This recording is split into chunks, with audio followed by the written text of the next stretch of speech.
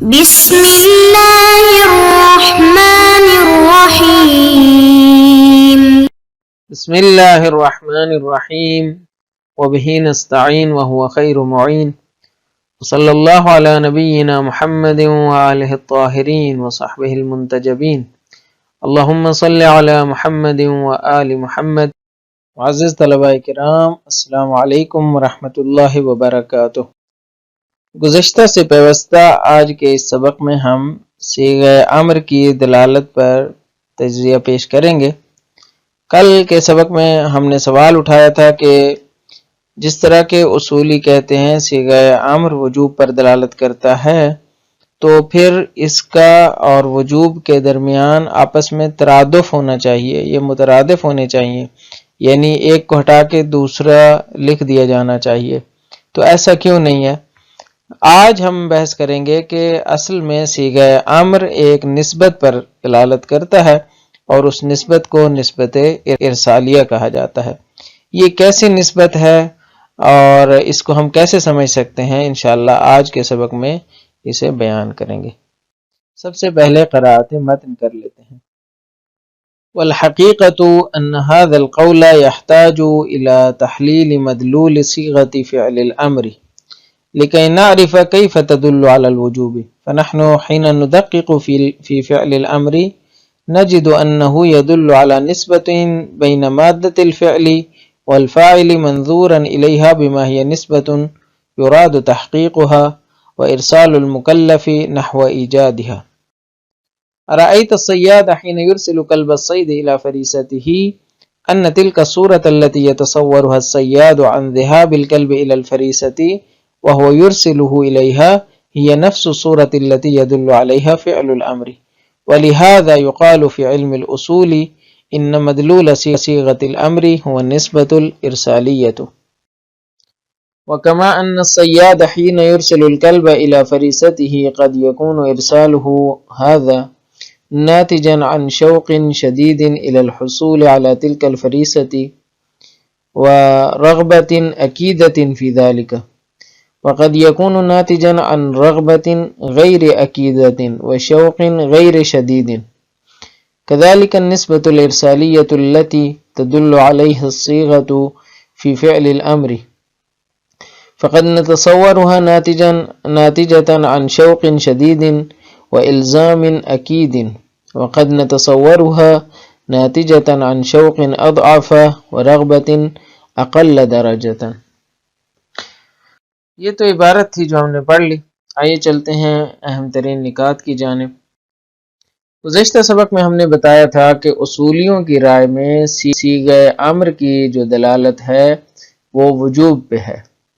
اصولی یہ کہتے ہیں کہ صیغہ امر کسی بھی فعل کے واجب اور لازم ہونے پہ دلالت کرتا ہے، یعنی وہ فعل انجام پانا ضروری ہو جاتا ہے. پھر ہم نے سوال اٹھایا تھا کہ اگر ایسا ہے تو پھر وجوب کا لفظ صیغہ امر کے مترادف کیوں نہیں ہے؟ یعنی آپ جب کہتے ہیں صلی اور اس کی جگہ پہ آپ کہہ دیں وجوب الصلاۃ، تو یہاں پہ یہ ترادف نہیں پایا جاتا. وجوب اور صیغہ امر کے درمیان ترادف نہیں پایا جاتا. اس کی کیا وجہ ہے؟ تو پھر ہم نے بتایا تھا کہ اس کی وجہ ہم آج کے سبق میں بتائیں گے. تو آج چلتے ہیں خود مدلول صیغہ امر کی وضاحت کی طرف اور پھر اس کا تجزیہ و تحلیل کرتے ہیں کہ خود صیغہ امر کس چیز پر دلالت کرتا ہے. جیسا کہ ابتدائے امر میں بھی بتایا کہ صیغہ امر کا مدلول ایک نسبت پہ دلالت کرتا ہے. یہ نسبت فعل اور فاعل کے درمیان قائم ہوتی ہے. یہ نسبت فعل اور فاعل کے درمیان قائم ہوتی ہے، اور یہ نسبت تحققی نہیں ہوتی بلکہ اس کا تحقق مطلوب ہوتا ہے، اس کا تحقق مقصود ہوتا ہے.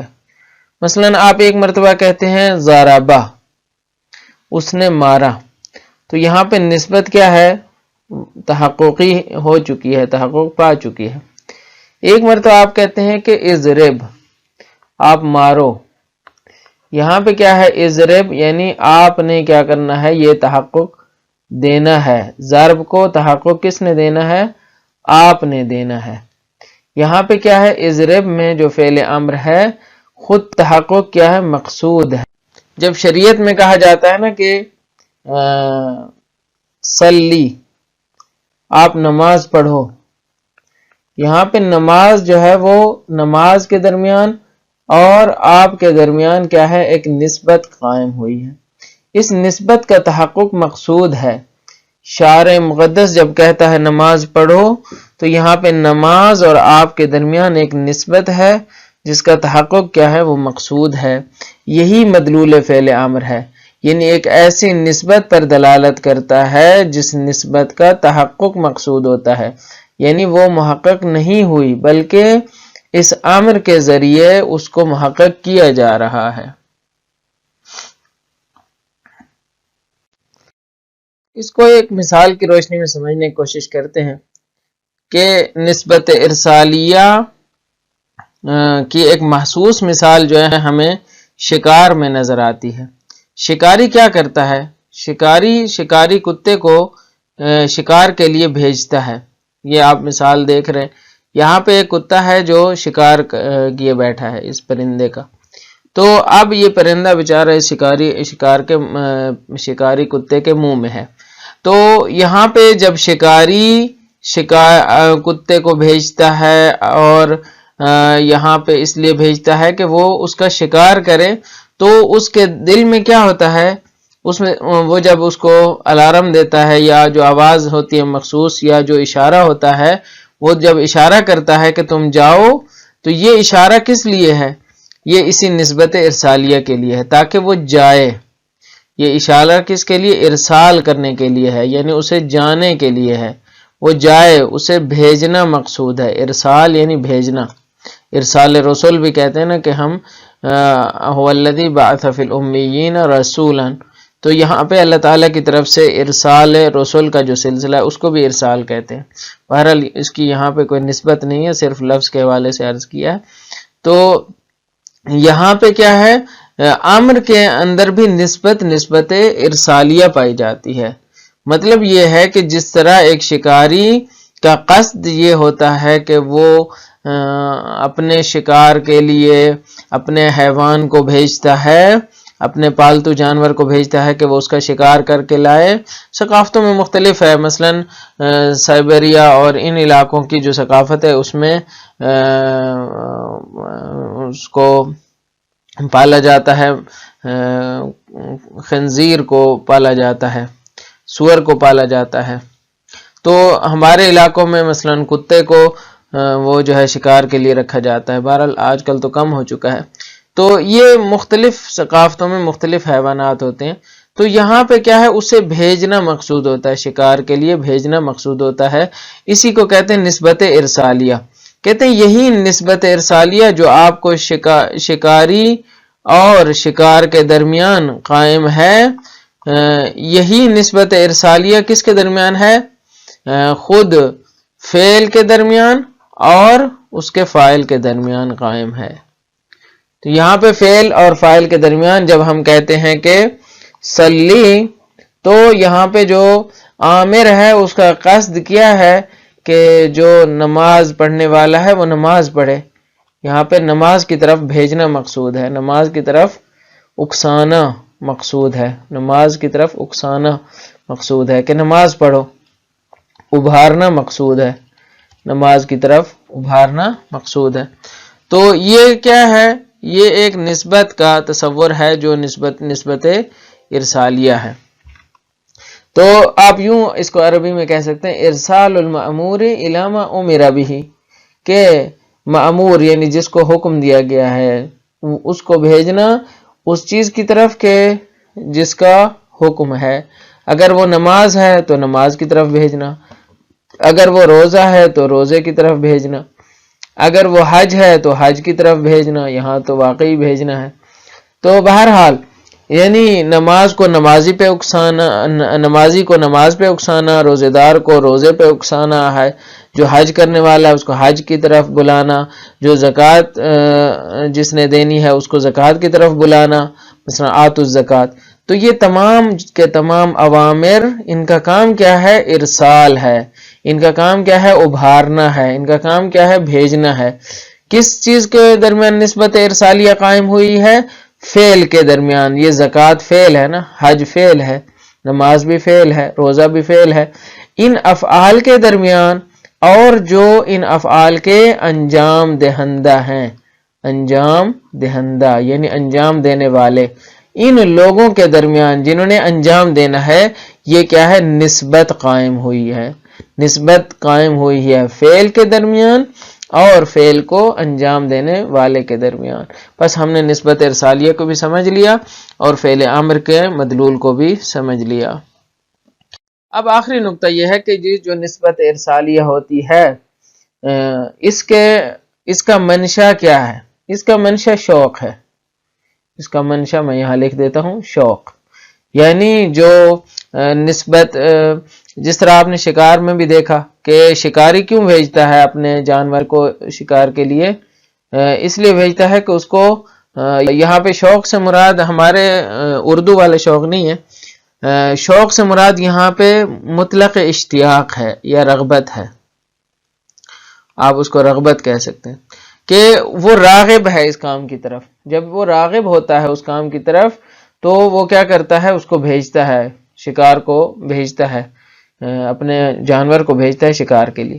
تو یہی شوق اور یہی رغبت جو پائی جاتی ہے، یہی منشا بنتی ہے اور سبب بنتی ہے کس کا؟ کہ آپ یہ کام کریں۔ دستورات بھی ایسے ہی ہوتے ہیں، یعنی دستورات کے اندر بھی ایک رغبت پائی جاتی ہے جو صاحب دستور کے ہاں ہوتی ہے۔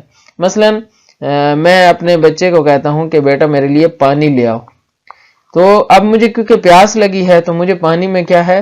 رغبت محسوس ہو رہی ہے۔ یہی رغبت کیا ہے؟ باعث بنی کہ میں نے بیٹے کو کہا کہ بیٹا میرے لیے پانی تو لا کے دے دیں۔ تو یہ کیا ہوا؟ یہ رغبت جو ہے وہ باعث بنی کہ دستور آیا۔ پس نسبت ارسالیہ یعنی بھیجنے کی جو نسبت ہے، جو مامور کے لیے ہوتی ہے، مامور بہ کے درمیان، یہ نسبت کیوں پیدا ہوتی ہے؟ رغبت کی وجہ سے۔ اس کا منشا کیا ہے؟ رغبت۔ اب اس کے جو مراتب ہیں نا، مراتب وہ دو قسم کے ہیں۔ ایک مرتبہ عقید ہے، یعنی جو شدید مرتبہ ہے۔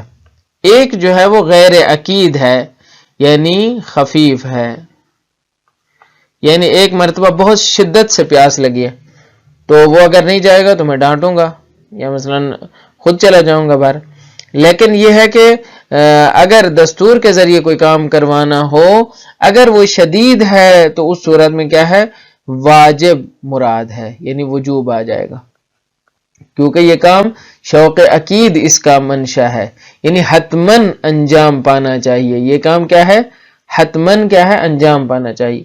لیکن اگر کہتے ہیں کہ نہیں، ضروری نہیں ہے، اگر انجام پا جائے تو بہتر ہے، تو یہاں پہ کیا ہے؟ استحباب ہے۔ استحباب یعنی اگر تو انجام پا جائے تو بہتر ہے، اگر انجام نہ پائے تب بھی کوئی اتنا مسئلہ نہیں ہے۔ اس کو کہتے ہیں شوق غیر عقید۔ پس نسبت ارسالیہ دو طرح کی ہوتی ہے، ایک مرتبہ شوق عقید ہوتا ہے، ایک مرتبہ شوق غیر عقید ہوتا ہے۔ یعنی وہ جو رغبت اس کے اندر ہوتی ہے، ایک مرتبہ شدید ہوتی ہے، ایک مرتبہ خفیف ہوتی ہے۔ اگر وہ خفیف رغبت ہو تو اس صورت میں استحباب آتا ہے، وجوب نہیں آتا۔ یہ تو تھے اہم نکات جو ہم نے عرض کر دیے۔ اب چلتے ہیں وضاحت متن کی جانب۔ فرماتے ہیں وَالْحَقِيقَةُ أَنَّ هَذَا الْقَوْلَ يَحْتَاجُ إِلَى تَحْلِيلِ مَدْلُولِ صِيغَةِ فِعْلِ الْأَمْرِ۔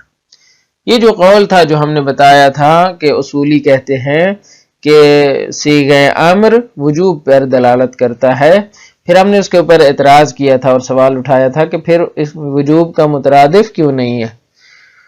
تو اب وہاں سے جواب شروع کیا کہ حقیقت یہ ہے کہ یہ قول محتاج ہے کہ ہم صیغہ فعل امر کو تحلیل کریں، لکہ نعرف تاکہ ہم جان سکیں کیف تدل علی الوجوب کہ یہ کیسے دلالت کرتا ہے وجوب کے اوپر۔ فنحن حین ندقق فی فعل الامر، جب ہم تدقیق کرتے ہیں نا، دقت کرتے ہیں فعل امر کے حوالے سے تو نجدو ہم پاتے ہیں انہو یدل علی نسبت بین مادۃ الفعل والفاعل منظورا الیہا بما ہی نسبت یراد تحقیقها، کہ یہ فعل امر ایک نسبت پر دلالت کرتا ہے۔ ہم گزشتہ مباحث میں پڑھ چکے ہیں کہ جتنی بھی ہیئات ہیں وہ ایک نسبت پر دلالت کرتی ہیں، تو فعل امر بھی ایک نسبت پر دلالت کرتا ہے۔ یہ نسبت کس کے درمیان ہے؟ مادہ فعل کے درمیان ہے اور فاعل کے درمیان۔ جس طرح میں نے بتایا کہ مادہ فعل اگر حج ہے تو یہ کیا ہے؟ حج اور فاعل حج کے درمیان نسبت ہوگی۔ اگر مادہ فعل صلاۃ ہے تو یہ نسبت نماز اور نمازی کے درمیان ہوگی۔ اسی طرح اگر مادہ فعل روزہ ہے تو یہ نسبت روزے اور روزے دار کے درمیان ہوگی۔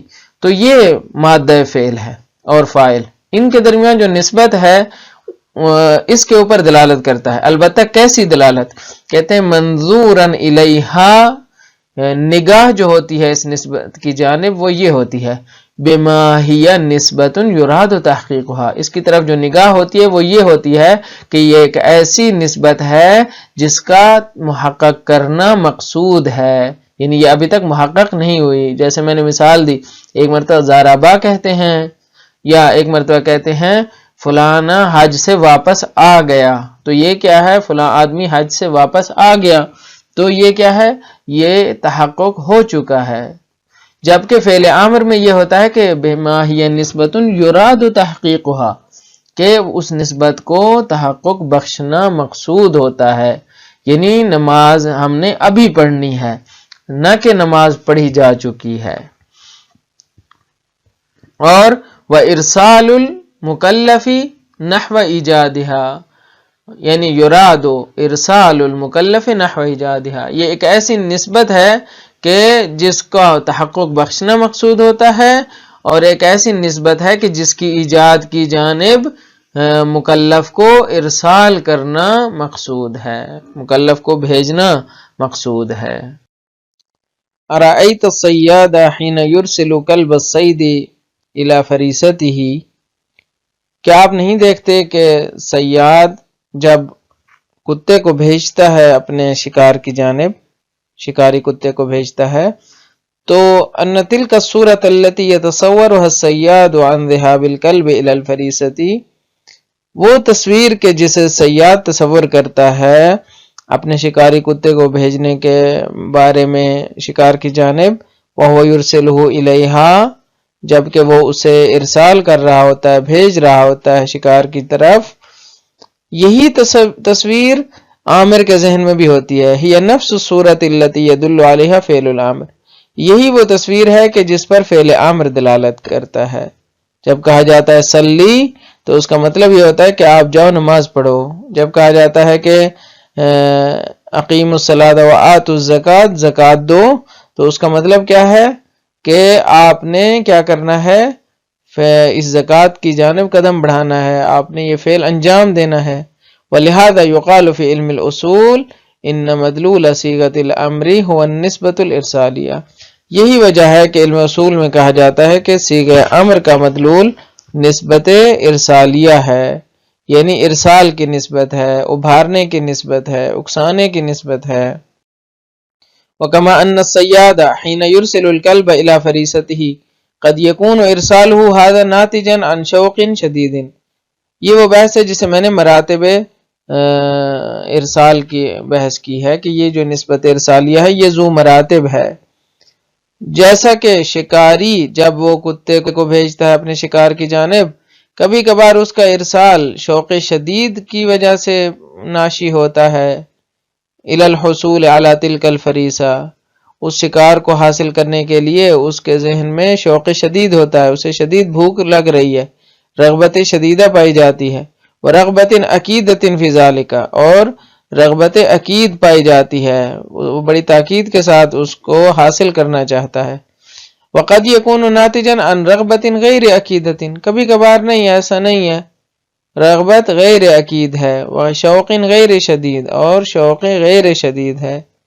کذالک النسبۃ الارسالیہ، نسبت ارسالی بھی اسی طرح سے ہے۔ التی تدل علیہ الصیغۃ فی فعل الامر، جس پر صیغہ فعل امر دلالت کرتا ہے، یہ بھی ایسے ہی ہے۔ فقد نتصورها ناتجۃ عن شوق شدید، کبھی کبھار ہم اس نسبت کو یوں تصور کرتے ہیں کہ یہ شوق شدید سے ناشی ہے، وَإِلْزَامٍ أَكِيدٍ، اور ایک عقید الزام سے ناشی ہے، یعنی مؤکد ضرورت کی وجہ سے ہے۔ بہت شدید بھوک لگ رہی ہے مثلا، تو کہتے ہیں کہ وہاں مثلا کھانا منگوا لیتے ہیں۔ کبھی کبھار جو ہے وہ کم ہوتی ہے، تو اس صورت میں کہتے ہیں ہو جائے تو ٹھیک ہے، نہ ہو تو کوئی ضرورت نہیں ہے۔ وَقَدْ نَتَصَوَّرُهَا نَاتِجَةً عَنْ شَوْقٍ أَضْعَفَ، کبھی کبھار ہم فعل امر کا تصور کرتے ہیں، اس نسبت ارسالیہ کا تصور کرتے ہیں اس صورت میں کہ وہ ناتج ہے شوق اضعف سے، وَرَغْبَةٍ أَقَلَّ دَرَجَةً، اور اس رغبت سے کہ جو درجے کے اعتبار سے کم ہے۔ اگر یہ رغبت ضعیف ہو تو نسبت ارسالیہ استحبابی ہوگی، اگر یہ رغبت شدید ہوگی تو نسبت ارسالیہ کیا ہو جائے گی؟ وجوبی ہو جائے گی۔ یہ خلاصہ ہے۔ خلاصہ یہ ہے کہ آج کے سبق میں ہم نے صیغہ امر کی دلالت کو مزید تجزیہ اور تحلیل کر کے بیان کیا اور بتایا کہ صیغہ امر نسبت ارسالیہ پر دلالت کرتا ہے، اور یہ نسبت ارسالیہ فعل اور فاعل کے درمیان قائم ہوتی ہے، اور اس کا تحقق مطلوب ہوتا ہے اور مقصود ہوتا ہے۔ اور پھر ہم نے بتایا کہ نسبت ارسالیہ کو آپ شکاری کے عمل سے بھی تشبیہ دے سکتے ہیں، کہ جس طرح شکاری کیا کرتا ہے، اپنے شکار کو بھیجتا ہے، شکاری ابزار کو یعنی کتے کو بھیجتا ہے شکار کے لیے، تو یہ نسبت ارسالیہ ہے۔ آپ اسی کے ذریعے امری جو دستورات ہیں آپ ان کو بھی سمجھ سکتے ہیں۔ یہ تشبیہ محسوس بالمعقول ہے۔ تو آخر میں ہم نے بتایا کہ نسبت ارسالیہ ذو مراتب ہے، یعنی اس کے مختلف مراتب ہوتے ہیں۔ اگر شوق شدید ہو، رغبت عقید ہو، تو یہ مرتبہ وجوب ہے، مرتبہ اعلیٰ ہے۔ لیکن اگر شوق شدید نہ ہو، رغبت عقید نہ ہو، تو پھر مرتبہ استحباب کا ہے، وہاں پہ وجوب نہیں آتا۔ مجھے امید ہے یہ سبق بھی آپ کے لیے مفید واقع ہوا ہوگا۔ اجازت دیجیے، اللہ تعالیٰ آپ کا حامی و ناصر ہو۔ والسلام علیکم ورحمۃ اللہ وبرکاتہ۔